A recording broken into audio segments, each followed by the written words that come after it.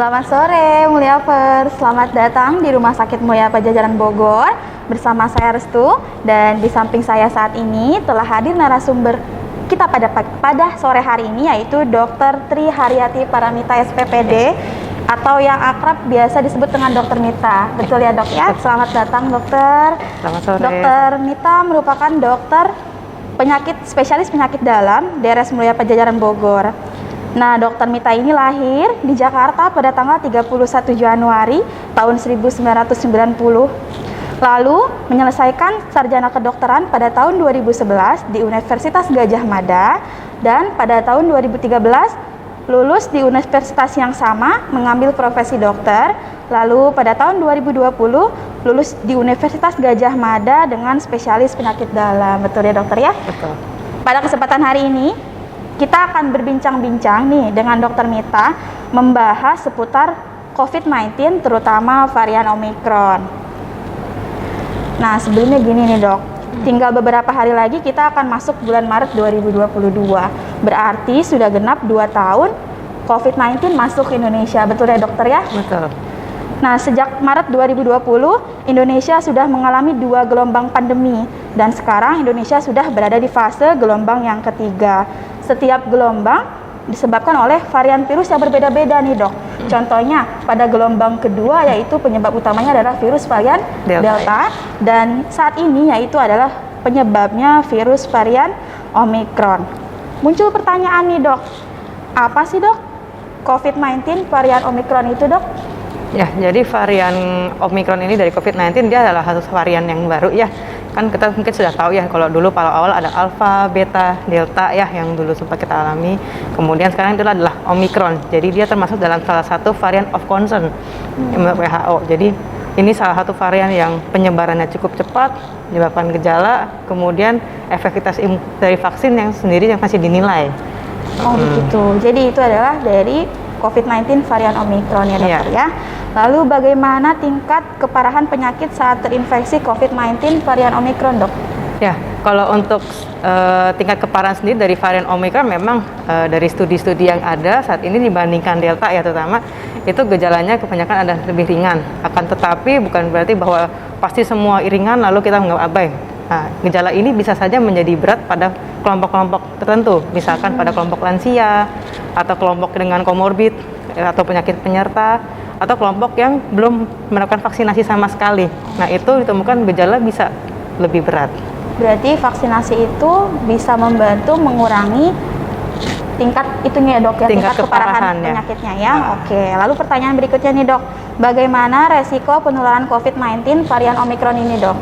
Nah, khusus untuk varian Omicron ini ya memang ditemukan itu dia untuk penyebaran penularannya dibandingkan Delta dia jauh lebih cepat dibandingkan Delta. Jadi dari penelitian itu bisa 1,5 kali lebih cepat untuk peningkatan kasusnya. Cepat sekali berarti ya dokter? Memang ya? jauh lebih cepat. Jadi dia bisa dibilang sebagai super spreader karena peningkatan kasusnya yang sangat drastis bisa tercapai itu. Berarti varian Delta kemarin kan kita sudah drastis banget, pada varian Omicron ini bisa lebih drastis 4,5 kali dari varian Delta ya dok? Ya, dibandingkan Delta. Jadi ada penelitian dia membandingkan dalam seminggu mencapai 110.000 kasus. Nah, dari pada varian Delta ini ditemukan sekitar 1,9, tapi yang ini ditemukan 1,5 kali lebih cepat lagi dibandingkan Delta. Nah dok, jika sudah pernah terinfeksi COVID-19, apakah beresiko kembali mengalami reinfeksi varian Omicron dok? Ya, bisa. Bisa ya dok bisa ya? terinfeksi kembali. Oke, pertanyaan nomor 5 dokter. Apakah COVID-19 varian Omicron dapat terdeteksi dengan tes antigen dan PCR? Ya, untuk sampai saat ini dari arahan dari WHO, saat ini untuk tes antigen maupun PCR masih bisa mendeteksi untuk varian Omicron ya. Jadi masih bisa digunakan diandalkan. Berarti tes antigen dan PCR masih bisa dapat digunakan untuk mengetes apakah ini varian Omicron atau bukan. Sampai sejauh ini masih bisa untuk mendeteksi, terutama apabila memang yang bisa mendeteksi gen-gen tertentu yang bisa mendeteksi Omicron. Pertanyaan berikutnya begini dok, apakah vaksinasi yang sudah dilakukan efektif cegah penularan COVID-19 varian Omicron dok?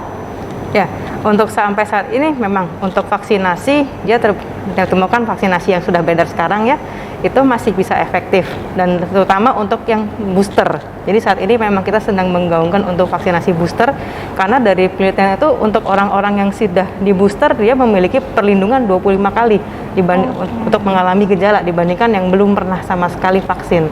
Jadi digaungkan booster vaksinasi itu sebaiknya segera dilakukan.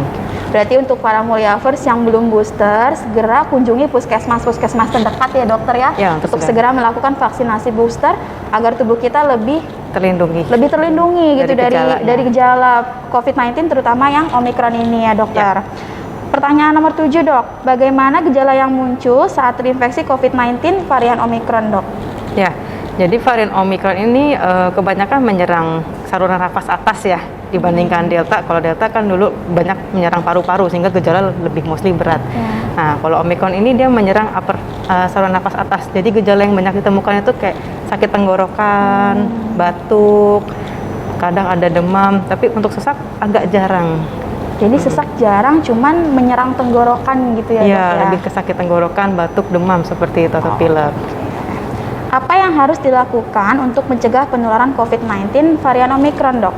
Ya, untuk pencegahannya seperti yang kita sudah sering digaungkan ya, protokol kesehatan itu kunci utama. Memakai masker, mencuci tangan, menjauhi kerumunan, menjaga jarak, semuanya itu juga makan vaksinasi itu tetap terbukti efektif untuk bisa kita melindungi diri dari Omicron. Berarti itu tetap perlindungan utama kita ya dokter ya? Tetap senjata utama kita. Menggunakan masker, menjaga jarak, selalu mencuci tangan menggunakan sabun. Kalau minum-minum suplemen gitu perlu nggak sih dok?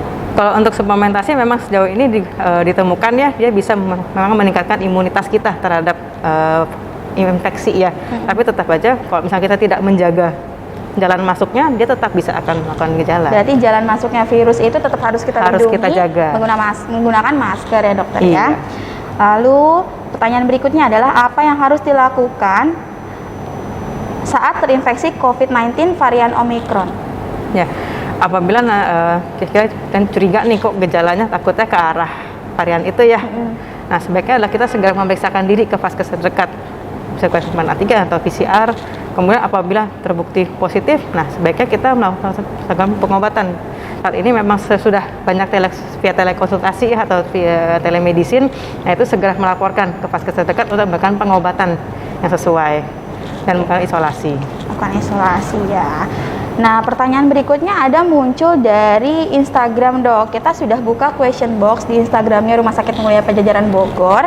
Ada 3 pertanyaan terpilih yang akan kita bacakan pada hari ini, yaitu pertanyaan yang pertama dari Fajar DSYH_. Gejalanya itu hampir sama kayak radang ya dok, tapi lebih sakit rasanya. Betul gak dok?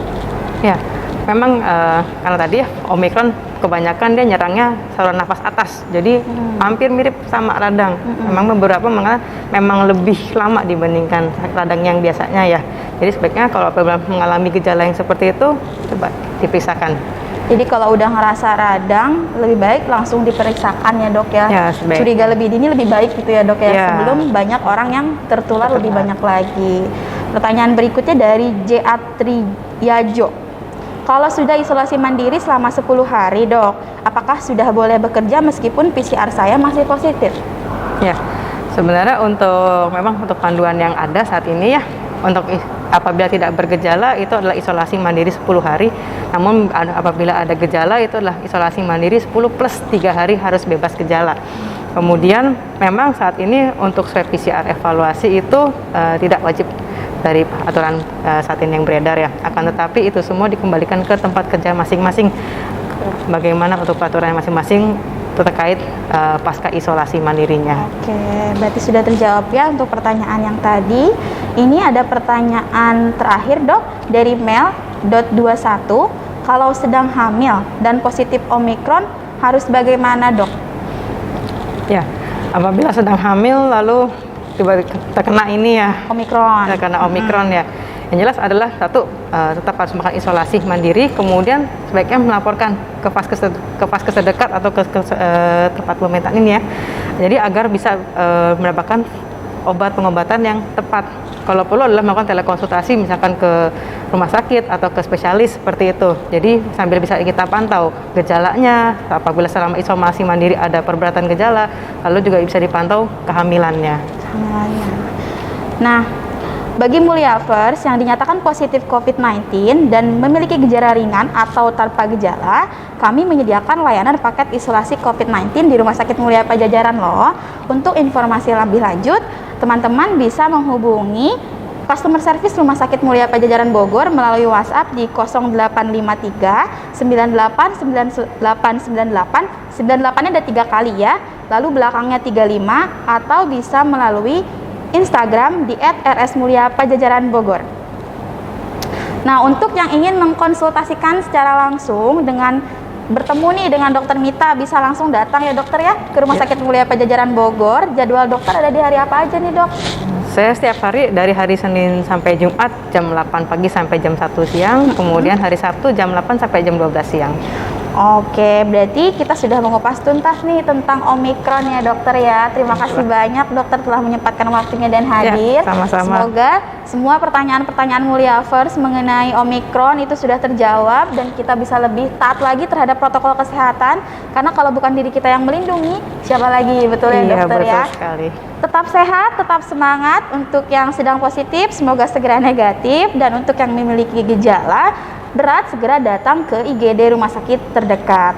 Selamat sore dan sampai jumpa di Health Talk berikutnya. Terima kasih. Terima kasih.